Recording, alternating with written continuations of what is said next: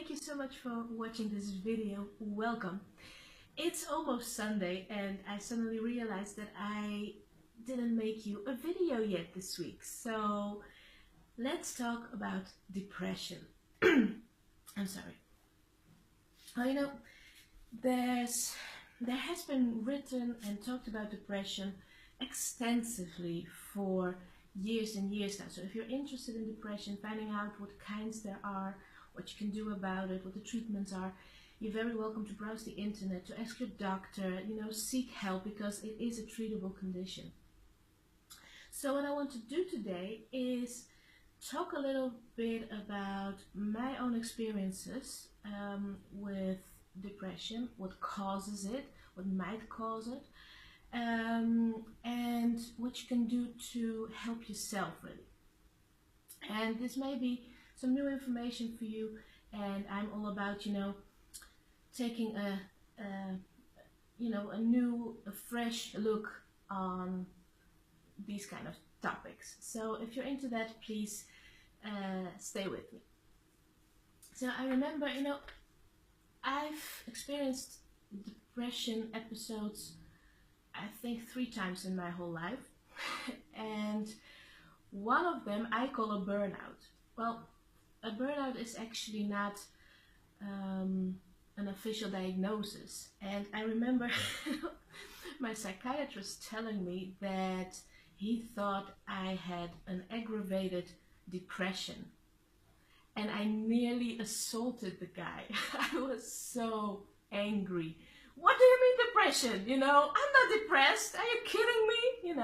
I was working as a psychologist then, so I knew very well he was right, but I didn't want to, acknowledge that. And to this day, I think it was stress. It was, the circumstances and feeling overwhelmed and not coping with things the right way then. But when he told me you are depressed, I really nearly attacked the guy.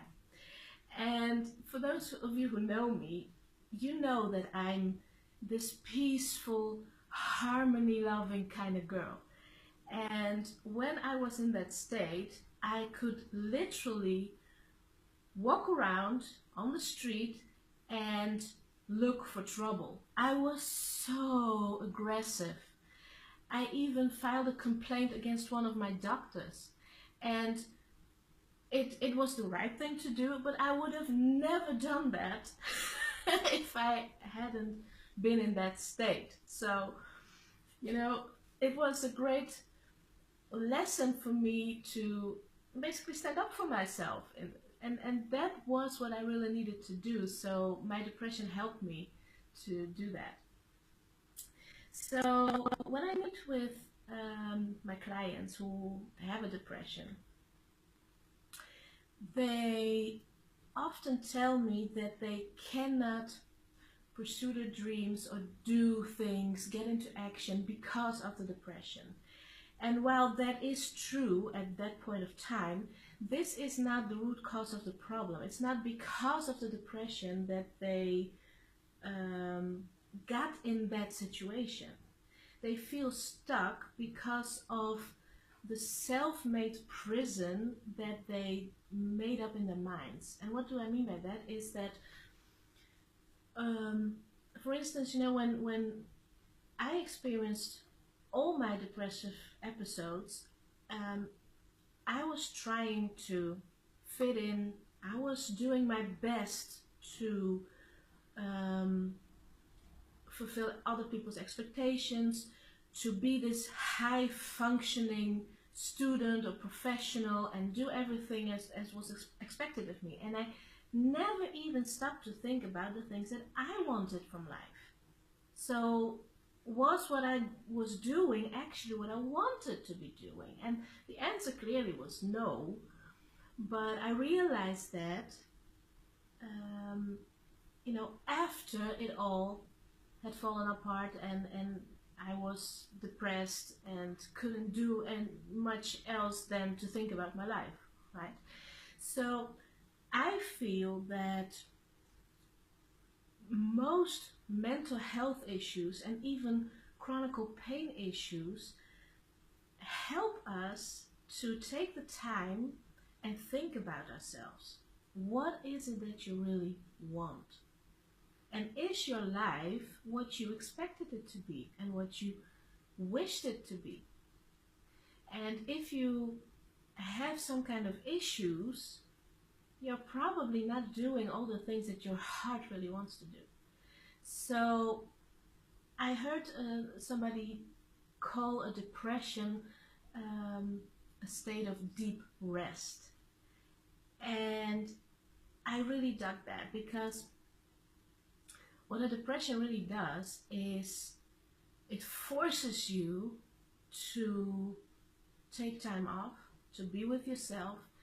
You don't want to socialize, you don't want to be active, you don't want to be running around, you have no energy to go to work. You basically, the only thing you can do is sit on the couch or lie in bed, and well, what most people do is worry, and they have all these nasty thoughts. But what you could rather be doing is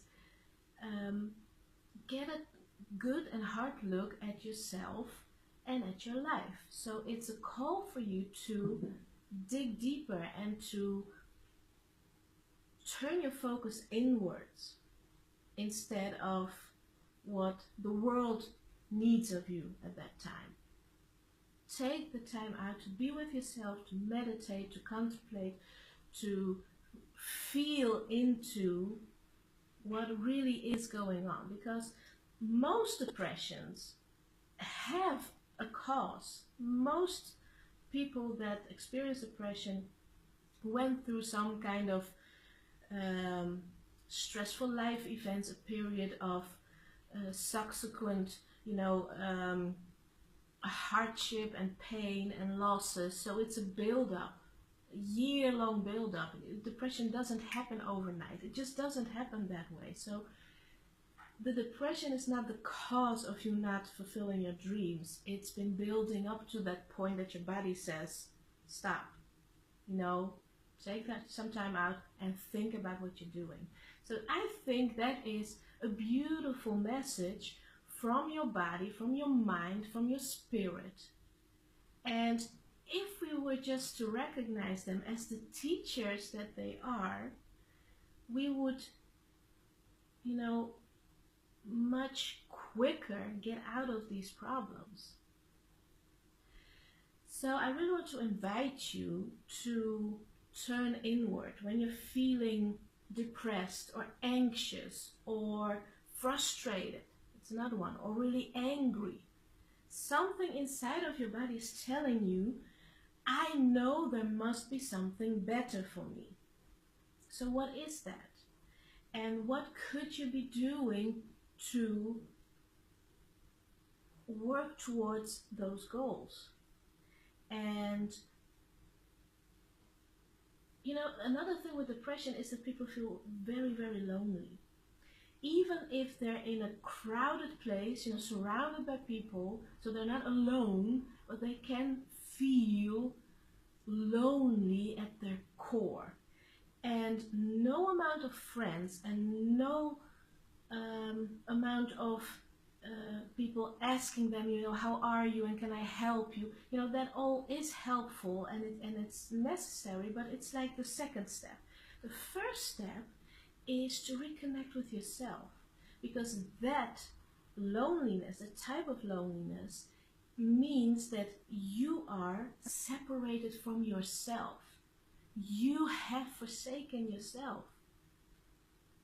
You were busy in the outer world and pleasing others and doing your best and being perfectionist and everything, but that, it brought you so far away from yourself that you're lonely here, because you're blaming others, so your energy is there. You're blaming the circumstances, so your energy is there. You are thinking about what other people are thinking, so your energy is over there. And no amount of energy is left behind for yourself. So you left yourself behind. So a depression, I feel strongly, is an invitation for you to come back home.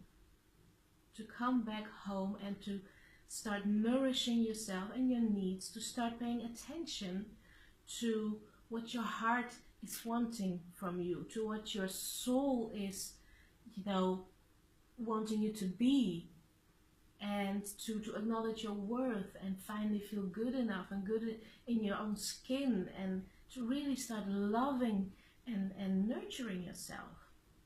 I think depression is a slap on the wrist that you're not doing all those things. You've drifted so far away from yourself that you feel lonely at the core, and no relationship with others, no romance, no man or woman, no friend will be able to fix that. Okay, you need to fix that within yourself. So take this time, this depression or whatever situation you're in right now, to really come home to yourself. If you need help with that, starting to love yourself is not the easiest thing. Believe me, I know. I'm still working on it. No. But if you need help with that, there is help available. But I think that should be at the basis of each treatment of depression. Because normally when you go to a psychologist, they teach you to exercise, to go on walks, which is great, by the way, to get into action even a little bit.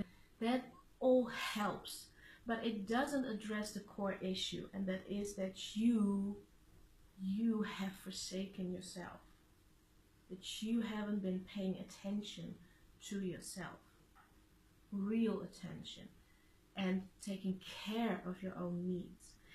And then when you start doing that, when you learn how to, you can then, as step 2, connect with others.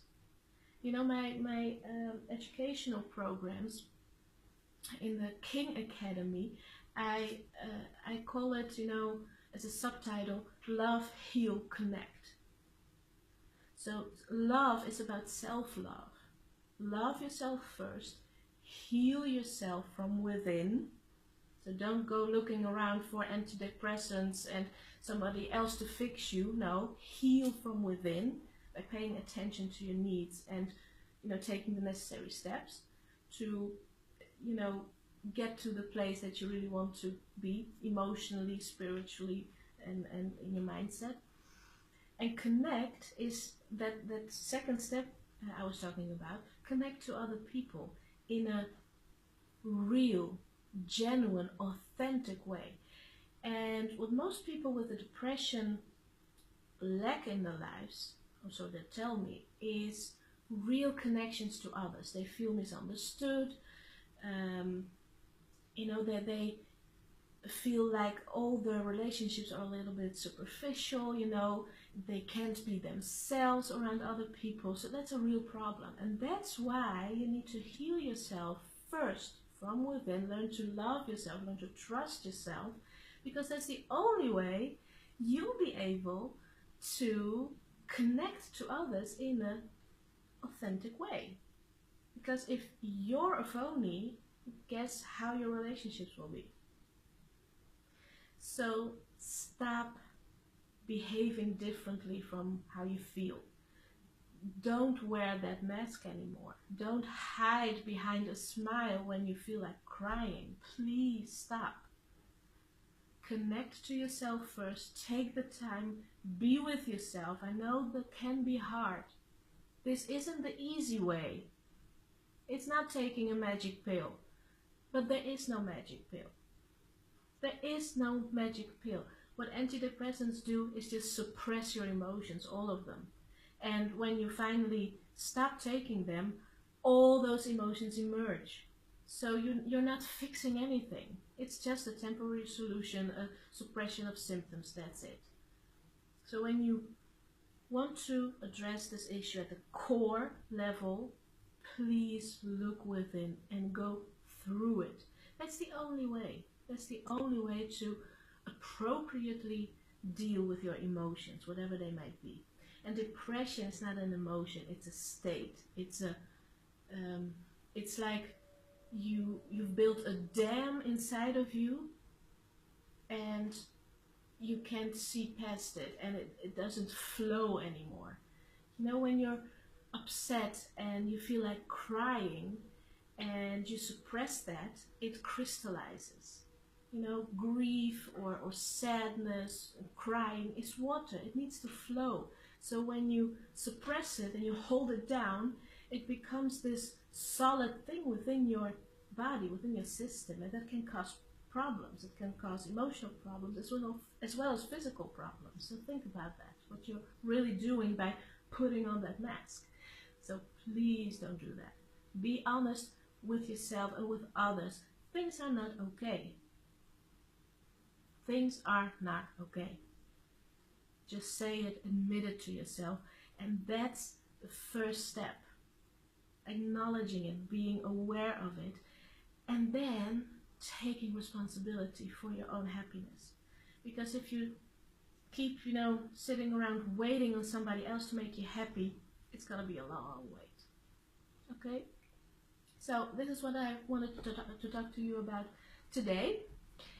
I hope this helps you in some way. I know it has helped me. It has helped my clients. I always get to the root cause of things, because I strongly believe that if you don't address the thing that's causing a problem, then the problem just persists. It's just going to stay there and re-emerge time after time and get more severe and more severe, until we start to listen and we start addressing the core issue.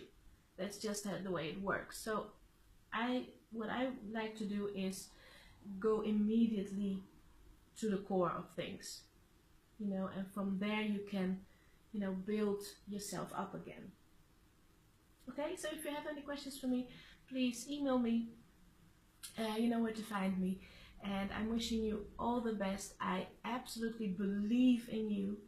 You are worthy of health and of happiness and freedom, and I hope you'll have an amazing day.